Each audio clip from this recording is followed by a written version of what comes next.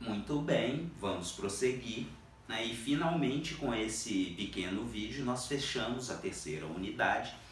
Vocês vão encontrar nessa terceira unidade, né, como eu já havia dito, a referência documental em torno do último Plano Nacional de Direitos Humanos.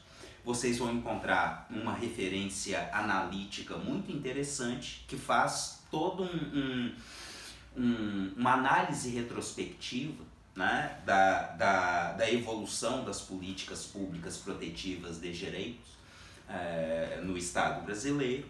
E também, né, nessa terceira unidade, disponibilizo um texto, uma reflexão minha, né, que coloca de uma forma muito direta essa discussão desse último momento da terceira unidade. Bem o que estamos tratando agora, né? O texto em questão está intitulado Ativismo Decisionista e Estado de Exceção, né? E o que eu mostro nesse texto, a partir da base analítica Foucaultiana, né, é que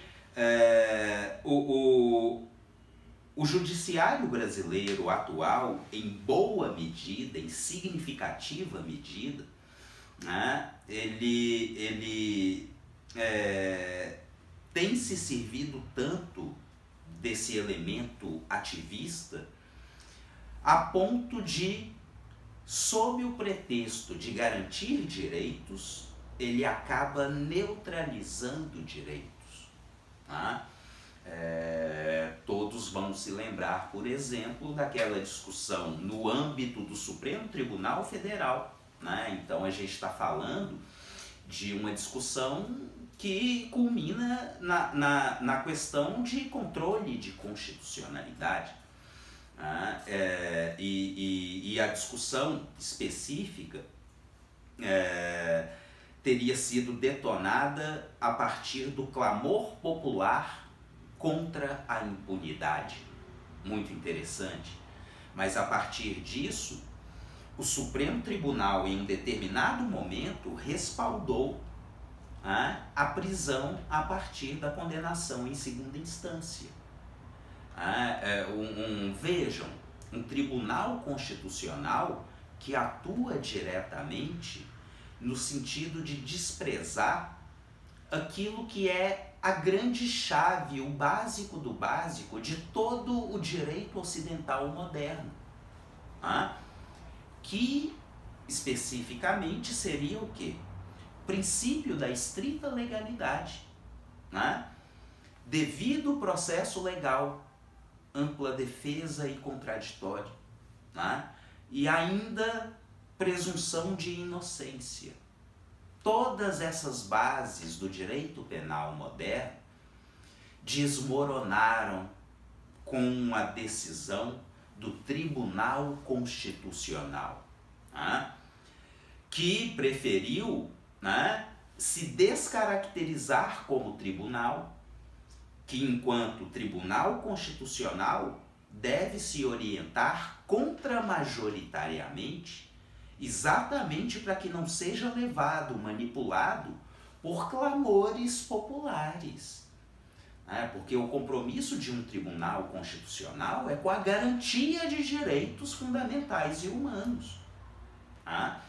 Mas não, o tribunal escolheu ficar de bem com a melhor sociedade, com a parcela da sociedade que tem voz, aqueles que clamavam contra a impunidade.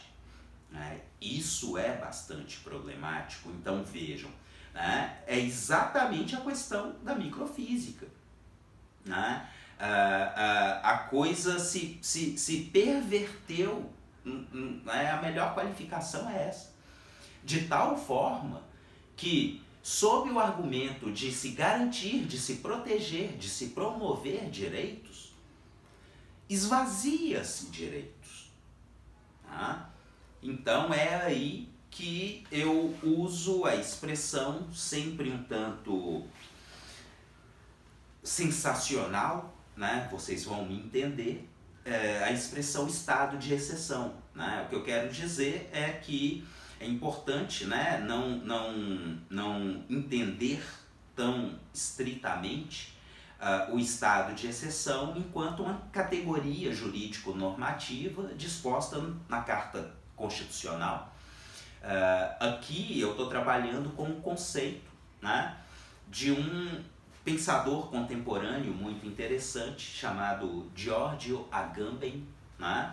E o professor Agamben, né, que é um dentre tantos e tantos herdeiros de Foucault, né, e que ainda está vivo e fazendo suas análises, ele, por sua vez, né, é aquele mesmo panorama, vai sofisticar, atualizar um pouco da reflexão Foucaultiana, e é aí que ele traz o seu conceito de estado de exceção. E da forma como eu trabalho, vocês encontram no texto e eu conto aqui para vocês, né, do racismo de Estado, conceito forjado por Foucault, né, que embasa o biopoder ou a biopolítica para o conceito de estado de exceção. A conexão é total, né? Porque o estado de exceção, nesse sentido, é o estado que não garante o amplo acesso à ampla garantia de direitos em perspectiva universal. A partir do momento em que o Estado traz obstáculos, dificulta, né, cerceia, limita o acesso à justiça de parcelas da população, ele se apresenta como um estado de exceção, né? E aí mais uma questão, né, discussão séria, profunda, densa, né, que também volta para a questão de políticas públicas de proteção de direitos humanos, quando a gente fala de democratização do acesso à justiça. Porque o acesso à justiça, para nós, ele é dramaticamente diferencial, né? Simples assim, né? Custa, e tende a custar cada vez mais, se o patrocinador da causa, né, é um profissional reconhecido como competente, por exemplo. E todos nós, cidadãos, merecemos profissionais competentes que patrocinem as nossas demandas, né? Então é simples, é estrutural assim. Mas Agamben, particularmente, quando fala do estado de exceção, ele se serve exatamente da base da biopolítica Foucaultiana. Porque o que ele vai mostrar? Os vulneráveis, os grupos identitários minoritários, né, historicamente à margem. E por que historicamente à margem? Né? Permanentemente expostos, vulneráveis, muito mais vulneráveis a serem lesados em seus direitos, né? Trata-se disso. Essa vulnerabilidade ganha tais contornos que essas pessoas, né, na verdade, seriam pessoas dotadas de uma vida nua. Bem a expressão usada pelo autor, e vocês já estão percebendo que a gente volta, né, na ideia de subcidadania. Um sujeito que tem a vida nua é o sujeito abandonado, é o sujeito que não tem suporte. Ter a vida nua significa que, se aquela vida é eliminada, isso não chega a trazer consequências. O Estado não se mobiliza, o Estado é indiferente. E aí a gente volta na explosão de violência doméstica, feminicídio, homofobia, no genocídio da população preta periférica, no genocídio, na morte social que existe no cárcere. São pessoas que têm uma vida nua. E que por isso, a partir do momento em que já não vivem, o Estado não se importa. Talvez o que mais tenhamos sejam elementos que confirmem que o Estado, inclusive, se mobiliza para eliminar esses, né, que têm uma vida nua. A violência institucional, né, historicamente tão presente quando pensamos na atuação da polícia, é muito reveladora disso, né? O abandono de tão significativa parcela da sociedade no que tange ao acesso à justiça é uma consequência disso, né? Simples assim. Por que é que as defensorias públicas ainda são tão pouco articuladas se comparamos com instituições como o Ministério Público e Poder Judiciário no sentido estrito?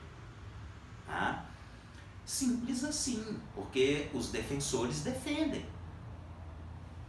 Ah, parece que o Estado nunca se sensibilizou razoavelmente, né, para isso, porque as condições de trabalho no âmbito do Ministério Público, daqueles que acusam, são as melhores. Tá? E sabemos que as defensorias públicas, né, as que existem, né, hoje estão muito bem, conquistaram muito, mas ainda há um desnível preocupante. Bom, então, com tudo isso, né, é realmente dramático, não é nada alentador, mas esse panorama de ativismo decisionista, de estado de exceção, confirmam que as ferramentas jurídicas, né, que existem e que são belíssimas, né, algo que ainda não trouxe expressamente, mas que é uma referência clara, as políticas de ação afirmativa, né, uma série de discriminações positivas que hoje estão pautadas em normas formalmente válidas, né, e que é muito bacana mesmo, exatamente porque tem essa sensibilidade de uma história colonial, a percepção desses grupos historicamente marginais, frágeis, e daí a necessidade de políticas de ação afirmativa para um contrapeso, né? O óbvio do óbvio. Se a gente pega pessoas em situações estruturalmente desiguais e se tratamos da mesma forma, mantemos a desigualdade, né? Então o princípio por trás, o princípio da igualdade pelo filtro contemporâneo na sua sofisticação, é ele que embasa, né, todas essas políticas públicas protetivas de direitos que chamamos de ações afirmativas ou de discriminação positiva, né, quando lembramos aí da questão das cotas para o ingresso nas universidades públicas, nos percentuais de vagas que são reservados nos concursos públicos no âmbito federal, pelo menos, né? Essas ideias são interessantíssimas, são poderosíssimas, mas a base da sociedade tem protestado ferozmente em relação a isso. E esse protesto feroz tem ecoado no Poder Judiciário, que tem inviabilizado em grande medida o florescimento, né, das políticas públicas de ação afirmativa, né? Mais uma vez, né, a microfísica do poder mostrando para a gente porque que o discurso dos direitos humanos e fundamentais para nós ainda não atingiu o estágio de performatividade. Tá? Bom, assim encerramos a nossa terceira unidade. Agradeço muito a atenção de todos vocês. Tchau!